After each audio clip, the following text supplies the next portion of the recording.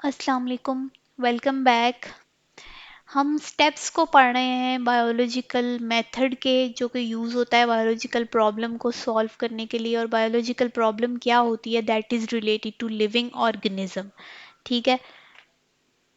पिछले हमने जो सारे स्टेप्स थे उसमें हमने पढ़ लिया कि किस तरीके से हम सबसे पहले ये बात कंफर्म करते हैं कि वो बायोलॉजिकल प्रॉब्लम होनी चाहिए या नहीं। उसके बाद हम जो है उसको उसमें ऑब्जर्वेशंस करते हैं। उन ऑब्जर्वेशंस को एक्सप्लेन करने के लिए हम अपनी एक टेंटेटिव स्टेटमेंट जो है वो बना देते हैं, जो कि हमारी हाइपोथेसिस होती है। उसमें से वो हमारे पास बहुत सारी स्टेटमेंट्स होती हैं, जिसको डिडक्शंस के बाद जो फाइनल स्टेटमेंट हमारे पास आती है उस पर हम एक्सपेरिमेंट करते हैं।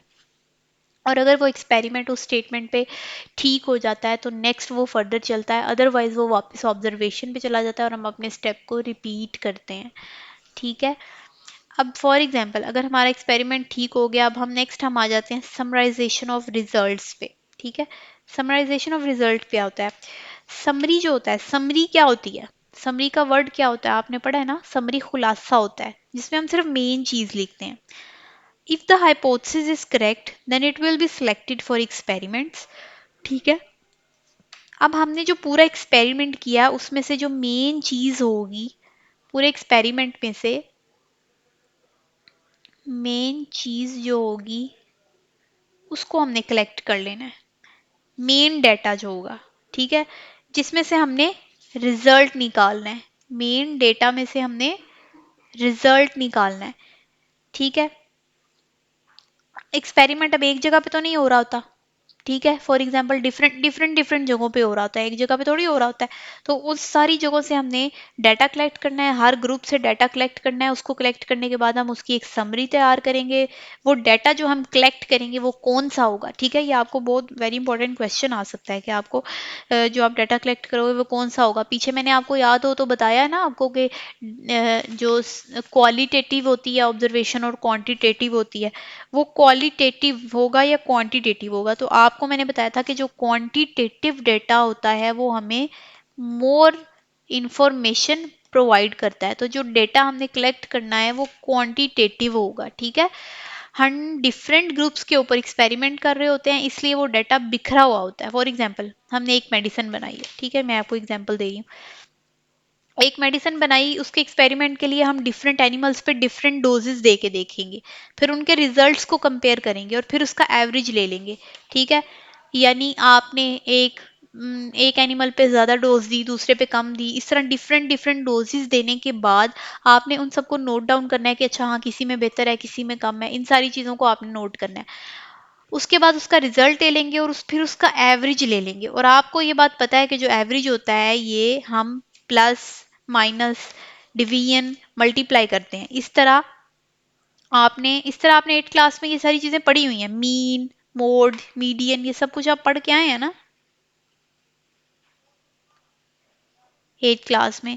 रेंज, ये सारी चीजें यू हैव स्टडीड। तो हम वो सारे के सारे रूल्स अपने डाटा पे अप्लाई करेंगे ताकि उसके उस डाटा को एनालाइज हो सके, ताकि हमें प्रोमिनेंट फर्क नजर आ सके कि इस ग्रुप में क्या रिजल्ट निकला है, कौन सा ग्रुप अच्छा जा रहा था। अब हम डाटा को एनालाइज करेंगे किसके थ्रू? Bye statically. ठीक है। सबसे पहले डाटा कलेक्ट किया।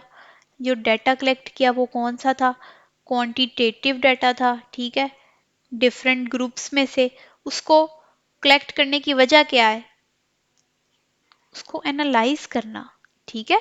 इसका मतलब ये हुआ कि then we have to apply rules of statistics on the data to analyse the data. हमने अपने पूरे एक्सपेरिमेंट की एक समरी प्रिपेयर करनी है कि ये हमारा रिजल्ट निकला है। एग्जाम्पल जैसे मैंने आपको मेडिसिन की दी थी, मेडिसिन की बात करें तो इस डोज पे ज्यादा इंप्रूवमेंट आई है, किस में इंप्रूवमेंट नहीं आई, कितने परसेंट तक ये हमारी मेडिसिन सक्सेसफुल हो सकती है। ये सारी चीजें, क्योंकि बायोलॉजी है ना तो बायो में हम ऐसी एग्जाम्पल ही यूज करेंगे। नेक्स्ट हमारे पास मलेरिया की एग्जाम्पल आ जाती है। जब आप समरी प्रिपेयर कर लोगे तो उसको शो करना है, अब उसको पब्लिक करना है। जब आप कोई चीज जब आप किसी भी चीज पे एक्सपेरिमेंट करते हैं, अगर वो आपका एक्सपेरिमेंट ठीक आ जाता है या आप लैब में टेस्ट परफॉर्म करते हैं तो आप फिर आराम से तो नहीं बैठ जाते ना। आप फिर ऑब्वियसली आप सबको बताते हैं। आप, क्योंकि आप वो काम अपने लिए नहीं कर रहे। अगर साइंटिस्ट ने सालों साल कोई रिसर्च की है तो उन्होंने वो काम अपने लिए नहीं किया, लोगों के लिए किया है, फायदे के लिए किया है। ठीक है, तो वो ऑब्वियसली वो उसको उसके बारे में वो अनाउंसमेंट करेंगे, वो उसको बताएंगे। उसके बताने के लिए हम करते हैं reporting of result. This is the last step of your this lecture, reporting of result. Reporting of result किस लिए ज़रूरी होती है, ये क्यों करते हैं और ये कब करते हैं, ये सारी चीज़ें जो है वो हम नेक्स्ट लेक्चर में स्टडी करेंगे। अभी जो हमने इसमें स्टडी किया है उसको एक दफ़ा ओवरव्यू ले लेते हैं। समराइजेशन ऑफ रिजल्ट, समरी का मतलब होता है खुलासा, एक उसको मेन चीज़ों को आप उसमें से कलेक्ट करते हो। ठीक है, इसमें हमने ये पढ़ा कि क्वांटिटेटिव डाटा, जो जो डाटा हम कलेक्ट करते हैं वो क्वांटिटेटिव होता है। क्वांटिटेटिव डाटा क्यों कलेक्ट करते हैं, क्योंकि वो हमें मोर डिटेल प्रोवाइड करता है। ठीक है, मोर डिटेल प्रोवाइड करता है, वो हमारे लिए ज़्यादा बेनिफिशियल होता है। जो डाटा हम कलेक्ट करेंगे that will be quantitative data. उस क्वांटिटेटिव डाटे को, बिखरे हुए डाटे को हमने कलेक्ट करना है। उसको हमने अपने जो स्टैटिस्टिक्स के रूल्स हैं उसके थ्रू हमने उसको एनालाइज करना है। एनालाइज करने की वजह यह है ताकि हमें फ़र्क पता चल सके, ताकि हमारे सामने क्लियर हो सके कि वो जो हमने एक्सपेरिमेंट किया है कि वो किस पे, मेडिसिन की एग्जांपल दी थी, ये कौन सी मेडिसिन कितने डोजेस पे वो बेहतर चली है, और उसका जो सारा एक्सपेरिमेंट है वो हमारे सामने क्लियर हो सके। ठीक है, इन चीज़ों के लिए हम उसको करते हैं। जब समरी प्रिपेयर कर लोगे तो उसको शो करना है, उसको पब्लिक करना है, तो उसके लिए हम नेक्स्ट चले जाते हैं रिपोर्टिंग ऑफ रिजल्ट पे। अब रिपोर्टिंग ऑफ रिजल्ट क्या है उसको नेक्स्ट लेक्चर में हम स्टडी करते हैं।